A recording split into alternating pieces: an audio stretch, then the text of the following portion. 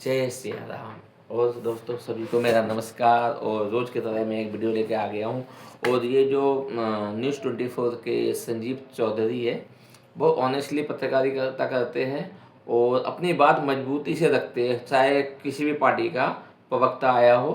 तो आज जो ये तेल के प्राइस बढ़ाए गए हैं उसको लेकर डिबेट है, तो देखते हैं, सभी पार्टियों के प्रवक्ताओं की बातें सुनते हैं और उसका रिस्पॉन्स जानते हैं। चलिए शुरू करते हैं, देखते हैं क्या कहते हैं ये लोग। तो नवल भाई बन गए हैं ना हम बकरा किस्तों पर। अब शुरू हो गई, अब सिलसिला ईएमआई का सिलसिला बंद गया, किस्त बंद गई है। 3 रुपए की किस्त, अगली किस्त कितने रुपए की होने वाली है?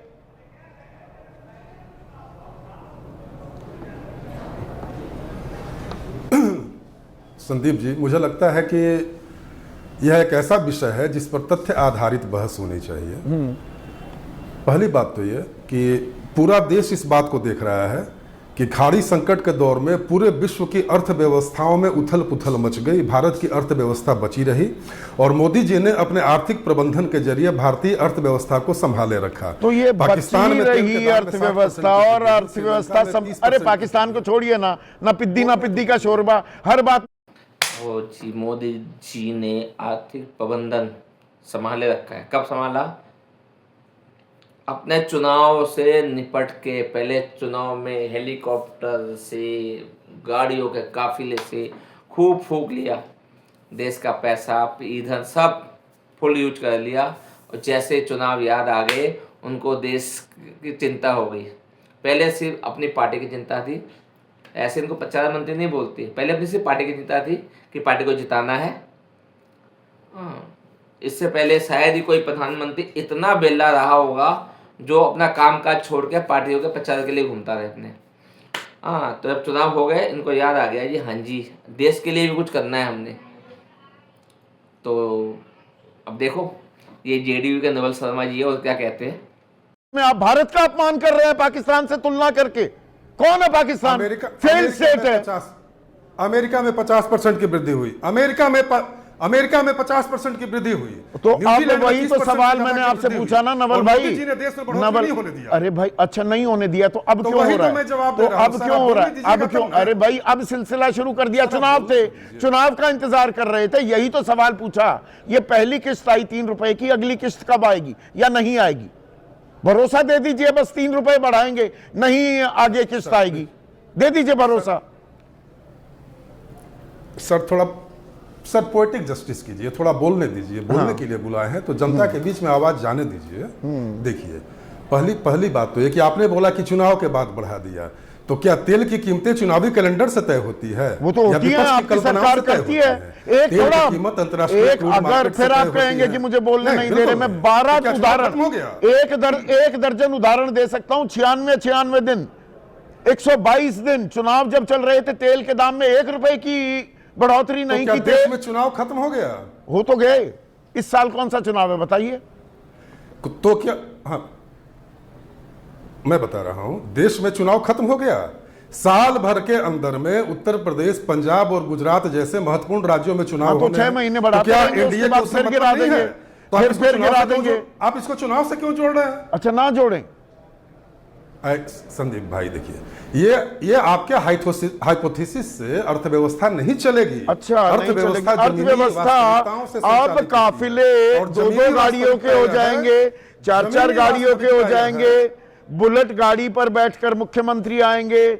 आपके मुख्यमंत्री, बिहार के मुख्यमंत्री अब पैदल चलते दिखाई देंगे। 2 दिन पहले 18 गाड़ियों के काफिले में थे। वो पश्चिम बंगाल में कितनी बड़ी बड़ी रैलियां और रोड शो हो रही थी, उसमें तो तेल खर्च नहीं हो रहा था। अब 2-4 गाड़ियां कम करके आप देश को तेल के संकट से निकाल देंगे। कमाल है, क्या तमाशा है भाई। देखिए संदीप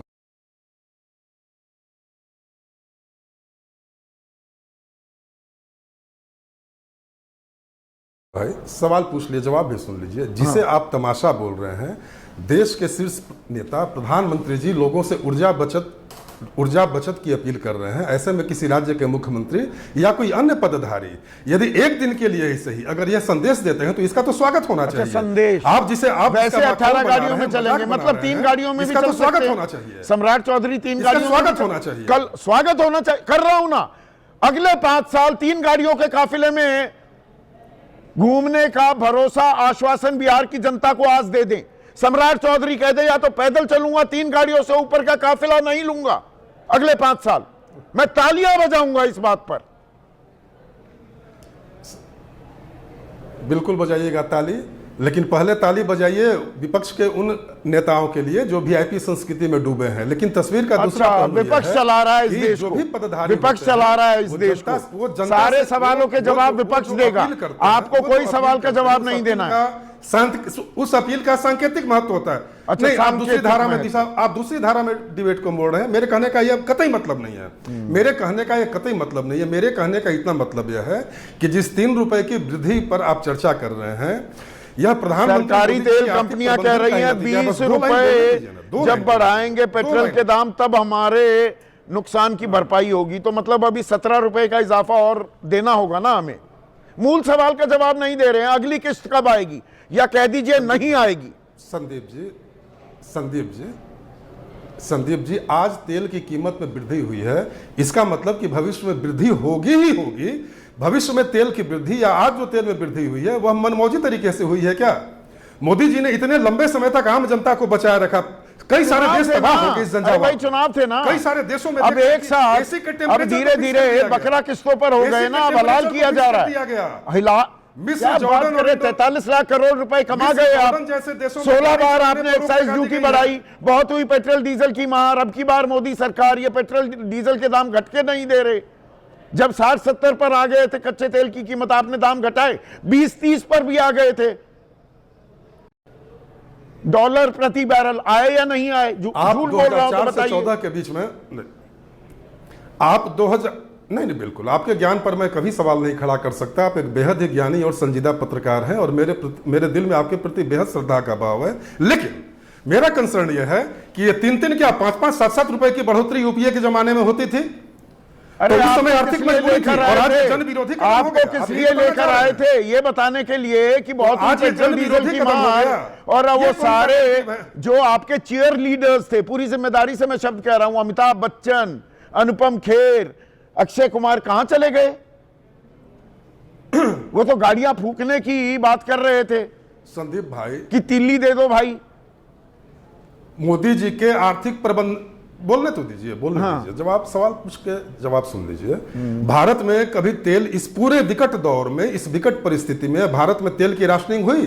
क्यूआर कोड से तेल मिला, पेट्रोल पंप बंद हुए, एसी का टेम्परेचर फिक्स हुआ, वर्क फ्रॉम होम थोपा गया, वो सब करेंगे ना। देश को बचा लिया। ये पहले अच्छा, ये तब नहीं, क्योंकि तब चुनाव थे और राहुल गांधी, अब उपाय सुझाव रहे राहुल गांधी हैं। जी ये और सारे कांग्रेस, उपाय अब ये जो आपने तो आपने देखा कि जो 11 साल में 43 लाख करोड़ जो हमारी जनता से अधिक लूटे गए हैं, क्योंकि किसी टाइम 2014 तक जो तेल पे एक्साइज ड्यूटी थी वो 3 रुपये 25 पैसे थी, और जो बढ़ते जब तेल का दाम गिरा अंतर्राष्ट्रीय मार्केट में, तो गवर्नमेंट ने क्या किया, मोदी सरकार ने, कि अपनी एक्साइज ड्यूटी बढ़ाते गए, जो 3.25 से लेके वो 40-45 तक पहुंचा दिया है।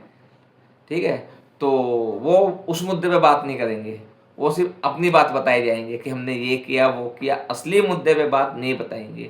और असली मुद्दे पे कौन बताएगा? हम। तो हमें फॉलो करें, सब्सक्राइब करें और कमेंट करें और शेयर भी करें जितना हो सके। शुभ रात्रि, सबा के गुड नाइट, स्वस्थ रहिए, भले रहिए और हमारे साथ बने रहिए। Thank you.